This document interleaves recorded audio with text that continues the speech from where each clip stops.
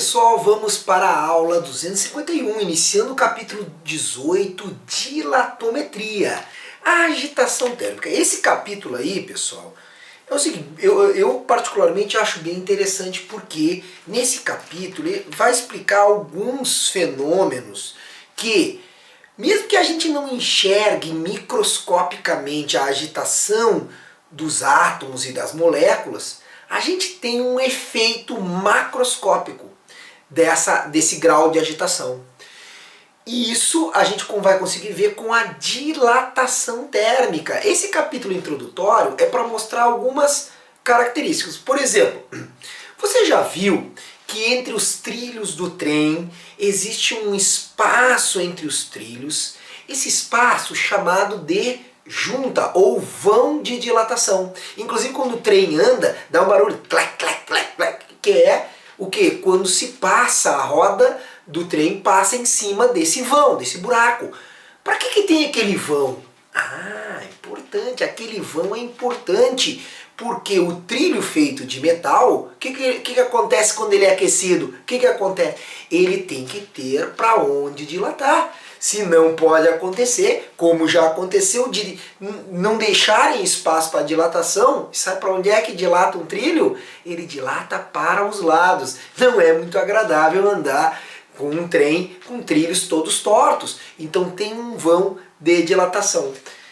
Você já passou em viadutos e nesses viadutos ou pontes, né? Você já passou de carro e já viu que às vezes dá um barulho do pneu do carro batendo num buraquinho, tuk tuk, né? Assim, pá. A sonoplastia é o show da aula, né? Tem um buraco naquela estrutura de concreto. Sabe que é aquele espaço, sabe como é que se chama aquele espaço? Vão de dilatação. Junta de dilatação. É um espaço para o concreto dilatar.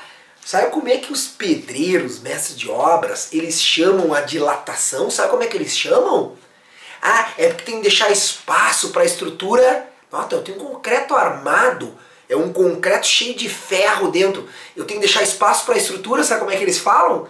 Trabalhar. Trabalhar é dilatar e contrair, dilatar e contrair. Sabe por quê? Porque se tu não deixa espaço, vai quebrar. Ah, quebra. Já viu que em estádios de futebol também tem uns espaços grandes assim entre um módulo da arquibancada e outro? Junta de dilatação. Daí vários exemplos ligados à dilatação dos sólidos. Nós vamos ver que também nós estamos estudando vale para dilatação em líquidos, mas vamos começar com dilatação em sólidos. Agora, já viram aquelas casas de madeira? Ou não precisa ser a casa de madeira, pode ser mesmo um objeto, um móvel de madeira na tua casa. Aquele móvel de madeira que de manhã cedo bateu um sol, tá aqui pela janela, bateu um sol naquele móvel de madeira. Daqui a pouco anoitece e o sol não aquece mais o móvel de madeira. Sabe o que acontece com a madeira? A madeira dilata, contrai. Dilata.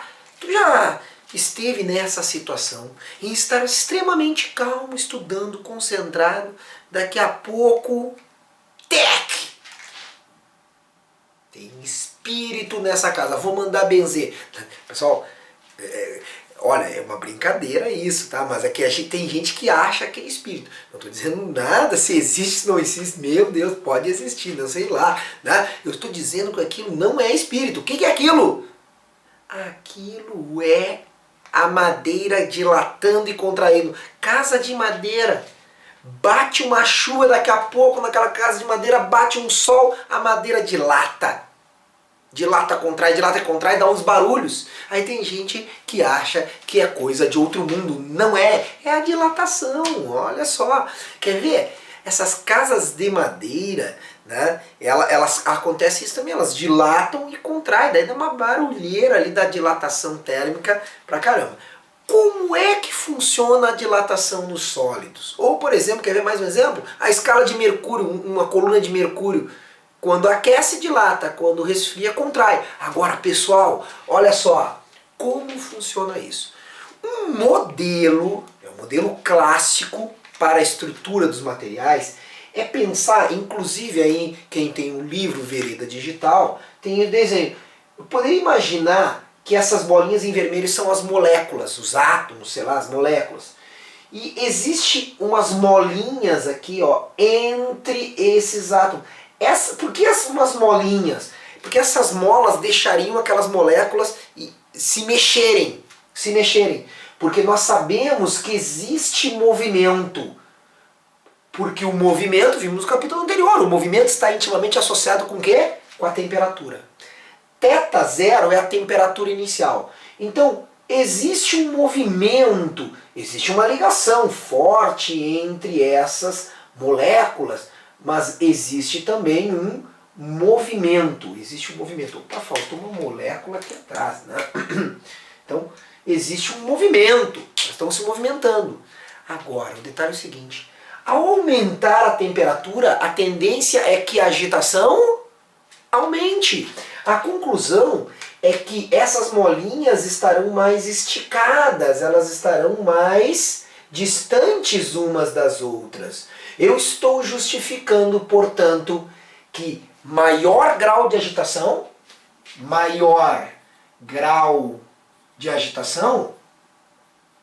por que teve maior grau de agitação mesmo? Maior grau de agitação significa maior, poderia ser o oposto, poderia ser menor, poderia vir daqui para cá também. Significa maior temperatura. Maior grau de agitação significa maior temperatura. Essa era a definição de temperatura de acordo com a aula passada. Mais temperatura agita mais. E se agita mais, o que vai acontecer? Vai aumentar a distância entre as moléculas. Essas moléculas ou átomos terão que ficar mais distantes. Estavam aqui, eles querem mais espaço, então ele vai ter que ficar mais distante. A maior temperatura acarreta a um aumento entre as moléculas. Quando eu falo moléculas aqui, poderia ser também entre os átomos. Eles vão querer ficar mais distantes um do outro. E se todos os átomos vão querer ficar mais distante um do outro, microscopicamente não faz diferença. Agora somando, aqui eu representei 8 elementos, 8 moléculas, 8 átomos. Agora imagina milhares de microaumentos. Macroscopicamente eu consigo enxergar que o corpo muda de tamanho. Então, o aumento do tamanho das moléculas acabará fazendo com que haja uma dilatação. Mas é uma dilatação decorrente à variação da temperatura, chamada dilatação térmica. A dilatação sempre ocorre em 3 dimensões. Assim como essas moléculas vão querer ficar mais distantes, essas também e essas também. A dilatação sempre é em 3 dimensões.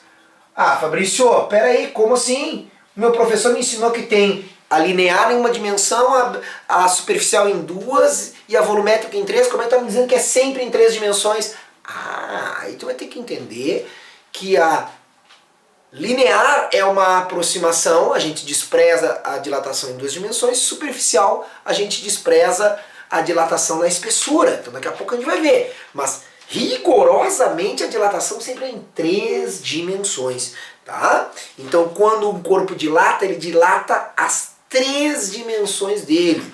E tá aí o contrário se eu resfriar o corpo. Então ele contrai? Sim, ele contrai. Ele terá uma dilatação negativa daí. Como assim dilatação negativa? Porque aqui, ó, se eu tiver um ΔT positivo, ou seja, se eu aquecer o corpo, a tendência é ter um delta, uma variação de volume positivo, ou seja, o volume, o tamanho dele cresce. Se eu resfriar, se eu tiver um ΔT negativo, ele encolhe. Encolher é ter um volume final menor, ter um ΔV negativo. Então, o que é uma dilatação negativa? Na verdade é uma contração. Tá? Então uma contração no tamanho. E uma dilatação positiva é uma dilatação, é o que a gente chama de dilatação. Ok? Então essa aula é só para nós entendermos o porquê que os corpos, quando ou aquecidos ou resfriados, mudam de tamanho. Eles crescem, não é tanto, é uma coisa, às vezes é uma coisinha de nada, tá? Às vezes é imperceptível a olho nu, mas às vezes, dependendo da situação, é muito importante levar em conta, então, essa parcela de dilatação do corpo, tá bom? Então tá aí o princípio físico, o porquê? Porque as moléculas aumentam o distanciamento entre elas, é por isso que há a dilatação nos sólidos. A aula está encerrada, até a próxima aula.